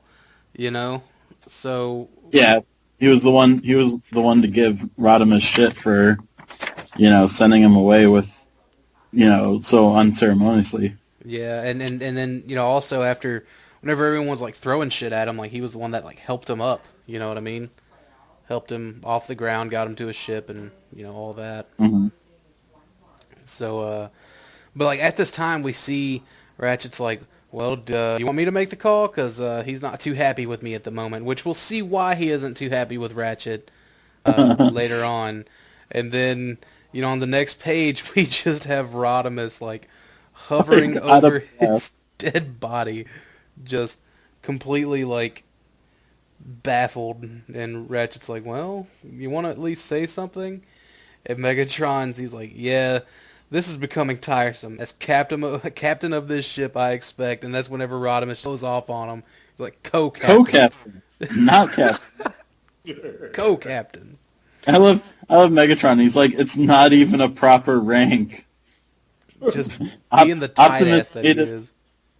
Optimus made it up so you wouldn't get upset, and it's also a shame because, for all the maturing that Rodimus did in the Remain in the Light story arc. Yeah, he's still got some stuff to work on. He reverts back to being a petulant smartass. Yeah. Getting back to Hot Rod, basically. Yeah, and I get it.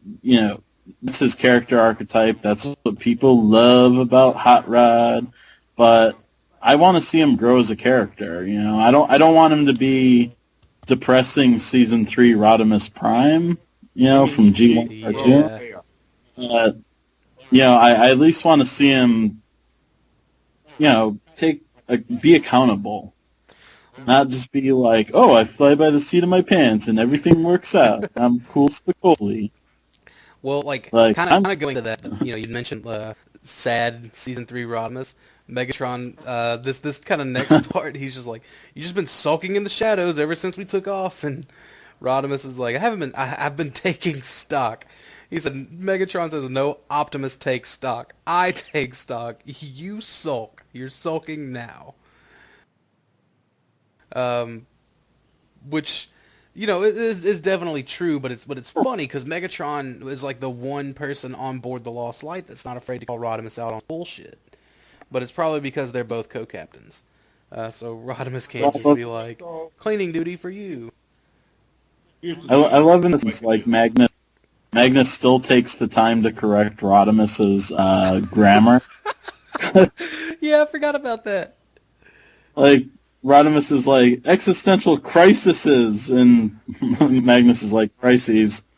He's like, not now, Magnus, not now. And he's like super sad, hunched over. Which, I mean, honestly, like if you open up a coffin and it was your dead body with half of your head missing, I don't know, man. Like, I can see why he's a little flustered and kind of like that, you know, pissed off teenager again. You know what I mean? Yeah. Yeah, I guess faced with your own mortality, you might revert to a more comfortable, disposition, so to speak. Yeah. Then we kind of go back to 6 months ago, and it's Megatron sitting in his prison cell again. And, Optimus approaches him, and he's like, look, if this is about the rescue attempt, I already told Ultra Magnus I had nothing to do with it. And he said he'd heard about Hunger and the team, like, being on the Lost Light. And Prime's just like, I'm not worried about them, it's you I'm interested in. He said, before the day before you took the stand and asked Rodimus to pack Communicube, on it you said you wanted your trial to be moved off-world for the sake of the spectators. You said that only Rascal Arena on Luna 2 was large enough to accommodate all the people you'd wronged. And like Optimus is obviously going to put all this together, he said, except it wasn't a ruse. All you were doing was maneuvering yourself towards a legal loophole. And that's whenever Megatron was like, you know what, it wasn't really about the legal loophole. It's about how I wanted to be remembered. And he was like, I'm not going to let Starscream write my epitaph, basically. It was Starscream that, dug the knife in a little too deep. And I'm not gonna let that happen. So at which point they kind of reach a compromise, because essentially the loophole is, on Luna 2, people who were prosecuted against, they could if they could basically seek out judgment from the Knights of Cybertron, which happens to sort of go hand in hand with what Rodimus and crew have been trying to do prior to all of the setbacks. The comic book event, and then some more setbacks. So that's whenever Prime says, "Look, I'll grant you, your freedom of movement, but you're going to stand in front of the people, and you're gonna read, you're gonna say this." And Megatron doesn't look too thrilled about what he's got to say. It's very grim because again, it's kind of like it's an attack on his sort of... It's pride. Yeah. It's his pride. Absolutely. His pride is being attacked, and it's like, hey, you don't have a choice. Yeah. And the one thing that they fail to realize, like, look, saved everybody. And I feel like they're looking at it. Yeah, but at the same time, like, 4 million years of, like, genocide and killing and planet destroying, at a certain point, the whole needs of the many, needs of the few argument, I think, comes into play. Yeah, most definitely. Well, it's also interesting that Megatron, he says that part of the reason he wants to find the Knights is to make amends, because he wants to find Cyber Utopia, because he wants to find a new home for the race, because Cybertron is obviously not very hospitable as an environment for the populace, and he doesn't want to be remembered for being a genocidal madman. He wants to be remembered for finding Cyber Utopia, but it also he totally set out to do something good. He set out to bring down the Senate and do good, and that's of course, like through all of that, he lost his way, but he wanted to be someone who brought down just basically, and right. And then he also also of note, there is graffiti in Megatron's cell, and there's one in particular that it might trigger Bobby Skullface or Tyler from Toy Detox. It says equal rights for knockoffs. Wow. Oh man, that's hilarious. Well, it's also because in universe, constructed cold beings have been referred to by a derogatory term of knockoff. Yeah.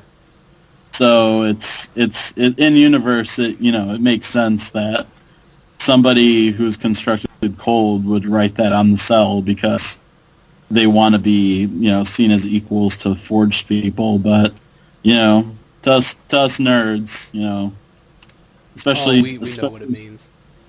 Especially those of us who are vehemently against knockoffs, such as Tyler is. Shout out to one half of the Toy Detox crew. Right. I have to educate you guys something about knockoffs after this cast is over. And maybe you guys might get an understanding of it. Back on present day, though, on the Lost Light, you've got Megatron basically telling Rodimus to nut up, show a little steel. Megatron's like, I can feel it down in my plums. But Rodimus is like, right, come on then, chop chop. And Magnus is dropping him his little bitty phone, which, like, that little panel square in and of itself is already hilarious. He's just like, Magnus is like, who are you calling? He's like, calling Team Rodimus. So we've got this A-team setup here of, like, the Nemo surgeon, the investigator, the genius, the theoretician, and the savant. So savant. Remember, I've told you I'm from the dumb south. Savant. Okay. I'm sorry, I can't words. I'm patting your head, through the phone. Like, Thank you. You pronounce the words just the way you want to. Yeah, I'm gonna do that. Yeah, but I don't know. It's funny that he calls it like Team Rodimus. Like, that's actually kind of how I have the shelf set up. Like I have like because Team Rodimus, like it kind of grows and it kind of shrinks. It kind of grows and kind of shrinks. Like we'll see Team Rodimus like later on in the series, and you've got Whirl and Swerve and Megatron and all of that. So I guess he was just calling the rest of Team Rodimus. I love when Nightbeat comes in. He's like, "You're not gonna believe what just happened. Open the door to my Hab suite," and Rodimus, being the classic one-upper, is like, "You found your own dead body inside? Because if not, I win." Which and then like so they're doing all these tests like Chrome Dome. He's got his Nemo needs help, and he's just like, well, let's see if I can just pull up some previous memories. And like you see Megatron, he's just like, ugh. And Magnus is like, don't like needles. Megatron's like, oh, something like that. So then Brainstorm's got him a little gadget. Nautica is being Nautica. She's looks like she's looking at the writing on the coffin and trying to see. And the Ratchet's talking about how Drift was a spectralist,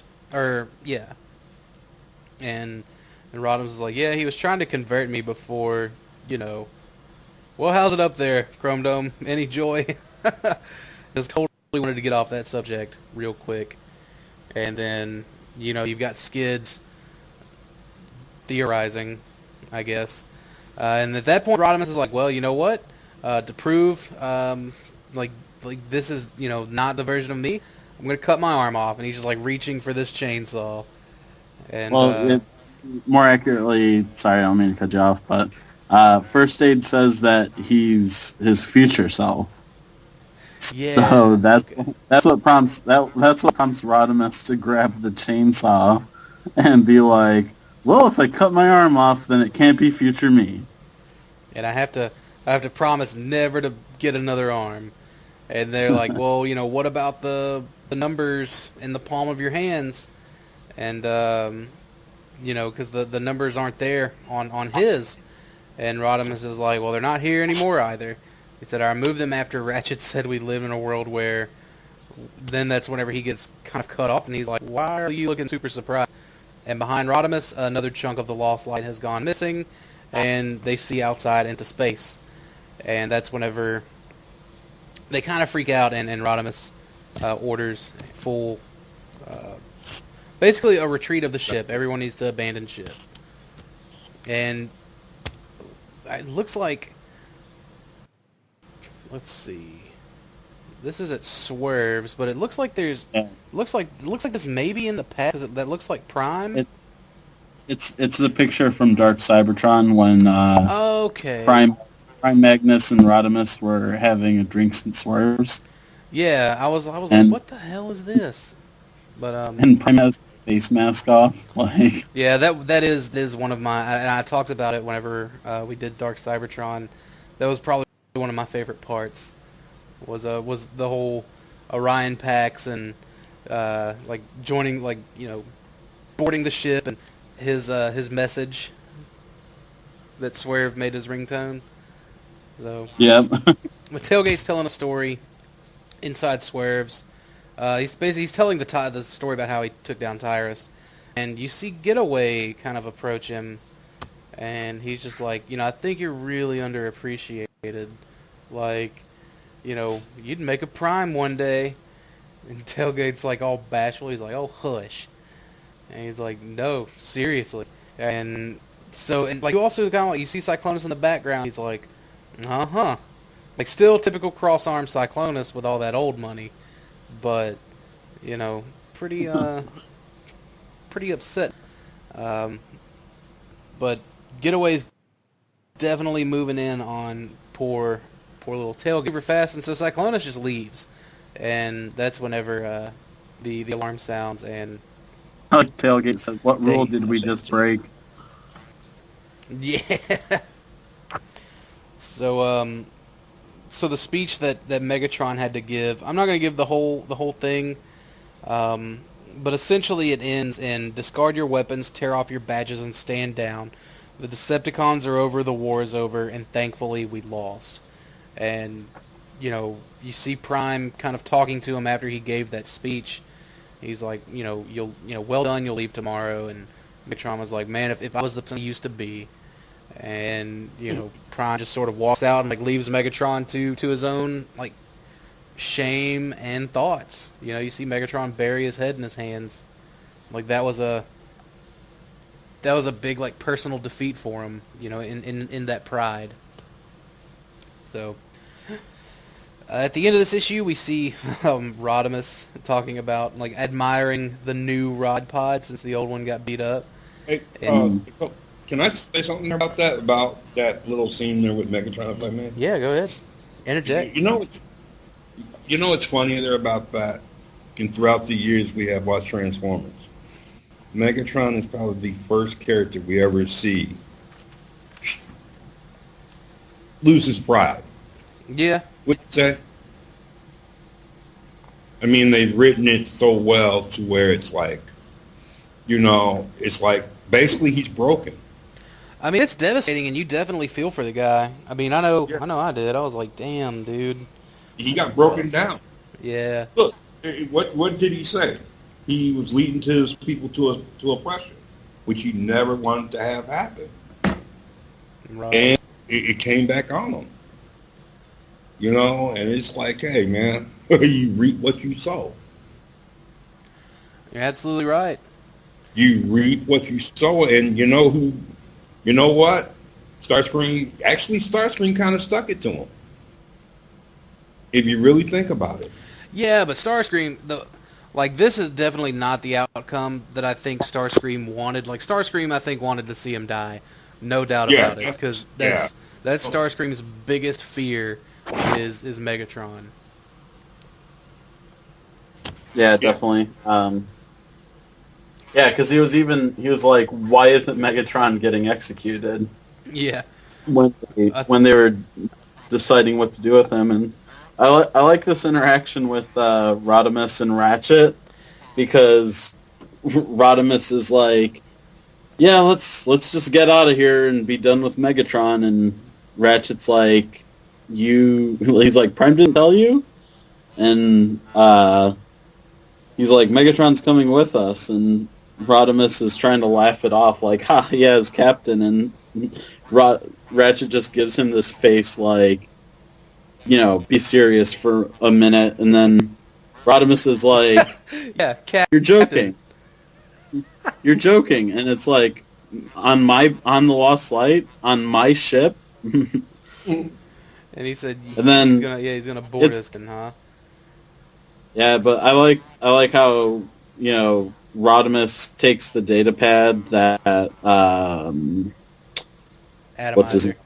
Atomizer, fake Rodimus, because he has his paint job. And he's like, he shoots it and destroys it, and Ratchet is like, well, good, because it's a fake, and Rodimus is like, how did you know? And Ratchet reveals that he was one of the 98 that voted for Rodimus to not be captain anymore, which is pretty significant, because you always think that Ratchet is, kind of in Rodimus's corner. And yeah, I mean, he keeps it real, because Rodimus betrayed what, someone who Ratchet considers a friend. Yeah. So, or at least that's how Ratchet sees it, I think. I mean, no doubt. Yeah. Like, they only them knew what went on with that. But also, when all the crew of the Lost Light are, going to the escape shuttles, and Megatron's like, all right, just like we, or it was either Megatron or was it Magnus was like, just like we drilled, Let's do this, people. Single file line, come on, let's get this going. And what's really funny is at the bottom, and Rodimus is like, I'm blaming you for this, Megatron. This has you written all over it. And Megatron's like, sorry, not guilty. And they're both like speaking into microphones whenever they're doing it. It's like everyone can hear what they're saying. And Rodimus is like, did you seriously say that to me? And that's whenever they Magnus says, look, you guys need to look outside. The Lost Light is gone. Well, I love that while they're evacuating and the ship is, disappearing piece by piece, Rodimus grabs Megatron and he says, unhand me! And Rodimus says, oh, and for future reference, only bad guys say unhand me. Yeah, I forgot about that too. But so the Lost Light disappears, and I've actually got some pretty short notes for issue 31, 32, and 33, because a lot really didn't happen here, but starting. Hey, Dakota, what's up? really quick, before we move on to those issues, you had mentioned there was some stuff you wanted to discuss about IDW's news from SDCC. I guess we can kind of talk about that. Use this as a good middle point. So, from SDCC, thankfully, Cybertron.com was there in the panel room, and they were able to record the IDW panel. And it was definitely the Hasbro Comics shared universe, because they didn't talk about Wanda Earp or whatever else, Teenage Mutant Ninja Turtles or anything else IDW was doing. It was just the Hasbro stuff. So a lot of people already know about it, that the whole Unicron thing is coming. But something that was kind of curious to me is we've been hearing about all these books getting canceled, G.I. Joe was getting canceled, Mask got canceled, I think ROM, Mask and ROM, we've already seen their last issues before First Strike, and Micronauts, the same thing. Last week. Yeah, which, it's all because, First Strike, that's this month. No, it came out. It came out Wednesday. Last Wednesday, or is it coming out this Wednesday? No, just this past Wednesday. Really? Because my local comic book shop didn't put it on my pulls. I didn't see it on the I didn't see it on the Diamond. I'm looking. list for releases. I'm looking it up right now. All right. You know what? I cannot wait until we can talk about the San Diego Comic-Con books. That's what I'm with.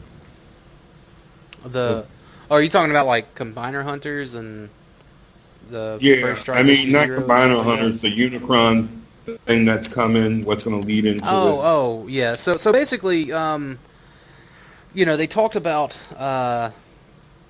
like, basically what IDW is doing now is they're kind of taking all these books and making seasons out of them, and it started with Revolution, and so you had Revolutionaries sort of carrying that forward, to like, which will carry it into First Strike, and you've got, Okay.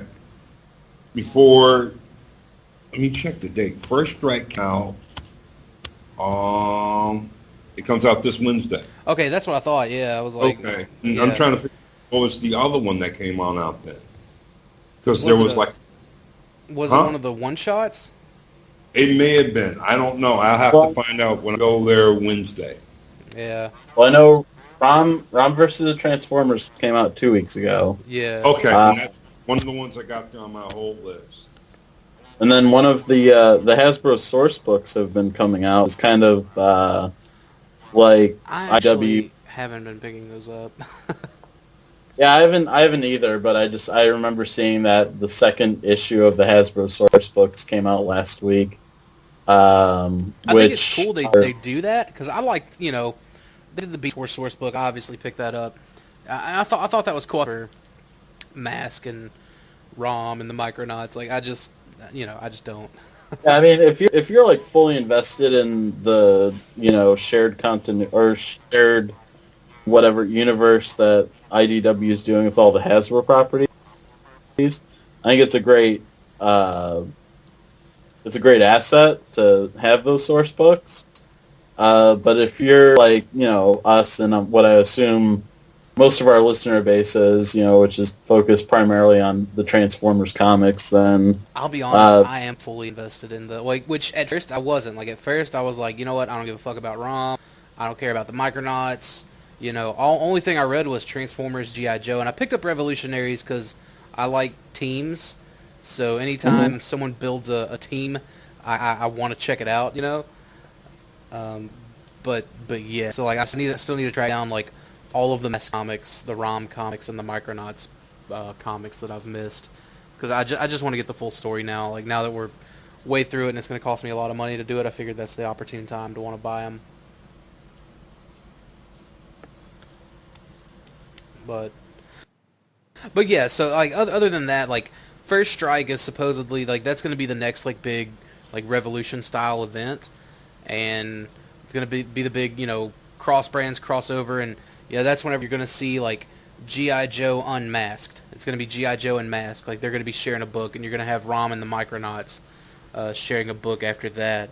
It looks like Transformers is going to be untouched, which does not surprise me.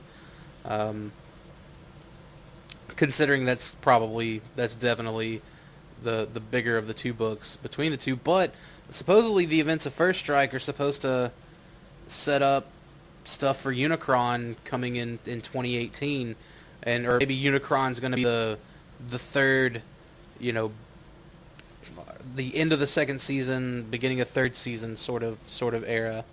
But that seems to be what they're doing here with all of that.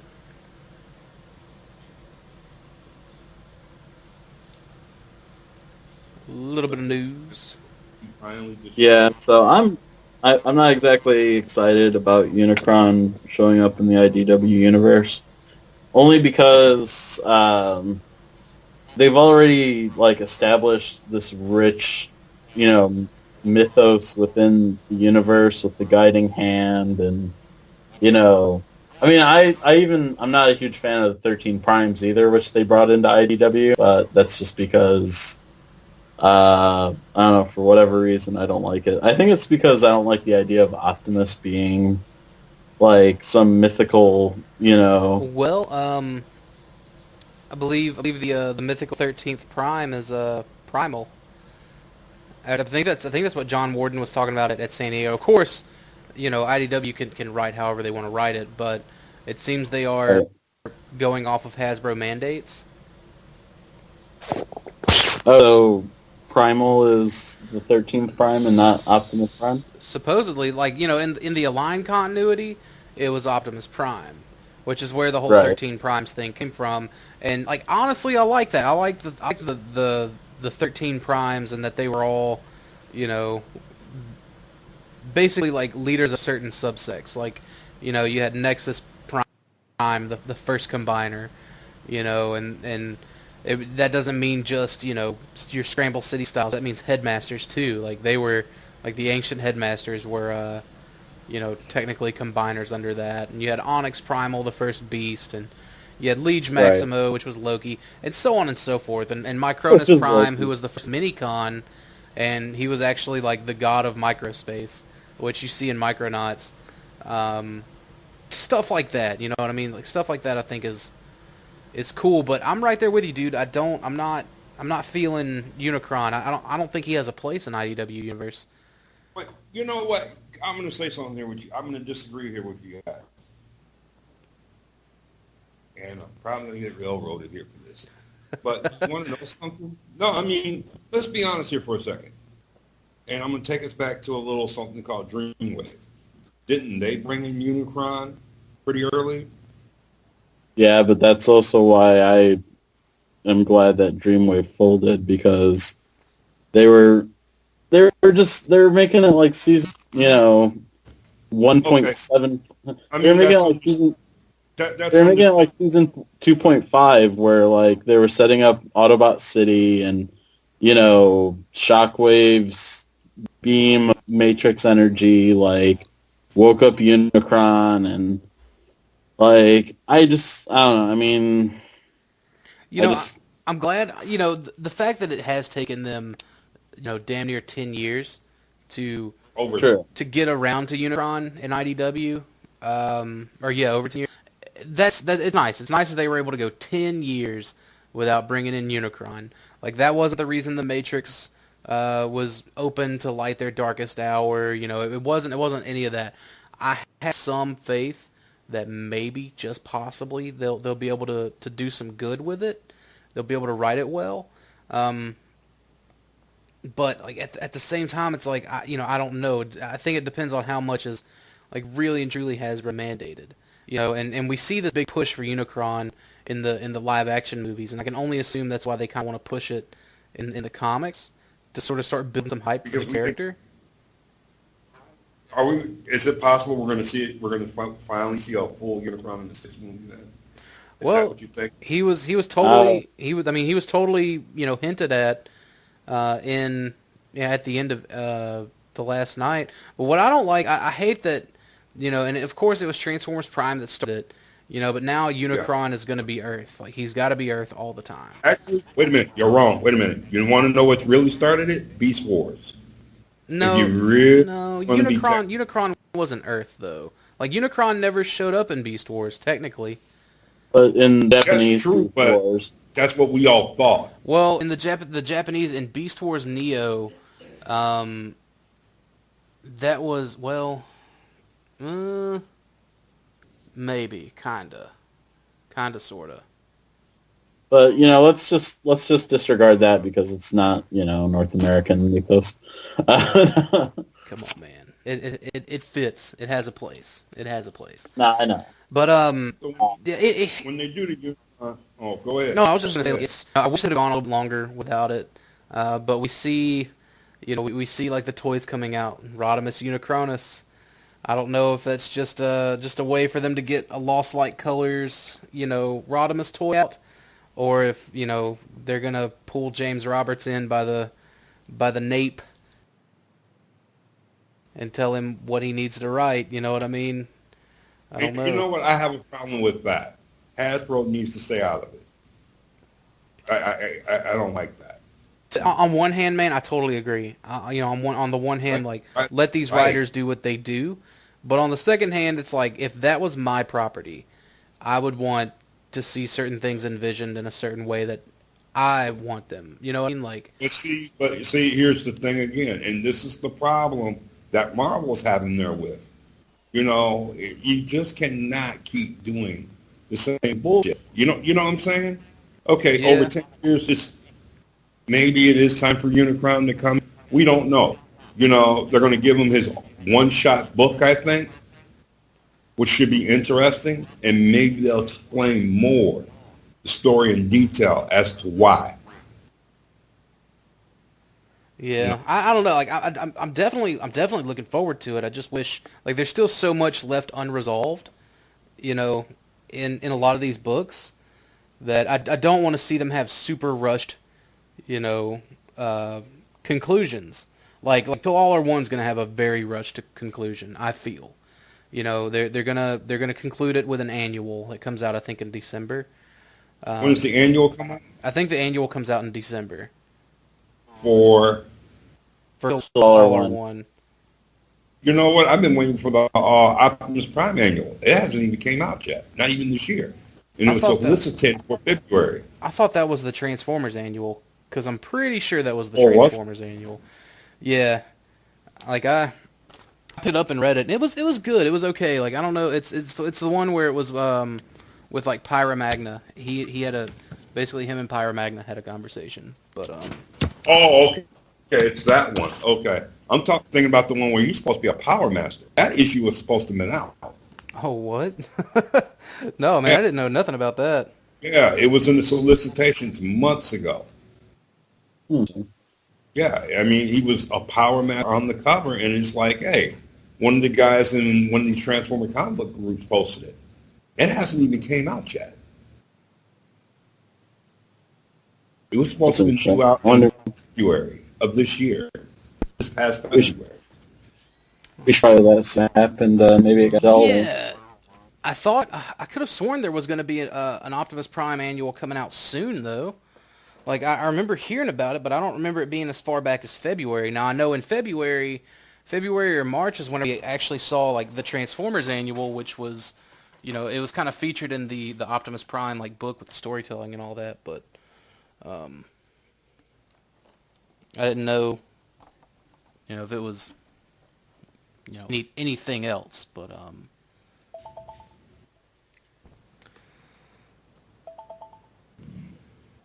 so yeah, big things on the horizon from IDW with like the Hasbro shared stuff. I hope we see some more stuff like Rom versus the Transformers, and like can't wait for us to kind of finally get all caught up to where we can like cover those, and then, you know, maybe hopefully, you know, by that time, because I think it's what, like a 5-issue miniseries, Yeah. or is it okay? Robin versus the Transformers. Yeah, and like just, you know, without like going into it, I love the first issue. It was awesome seeing Alex Milne kind of back and working on stuff and showing us some more designs that I didn't know that I would have wanted toys for.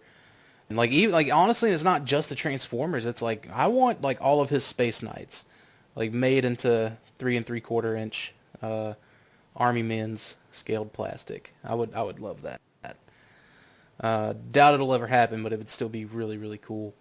But hopefully we'll see some more like little stories like that like take place, you know, in the past. You know, I think that would be cool to kind of get.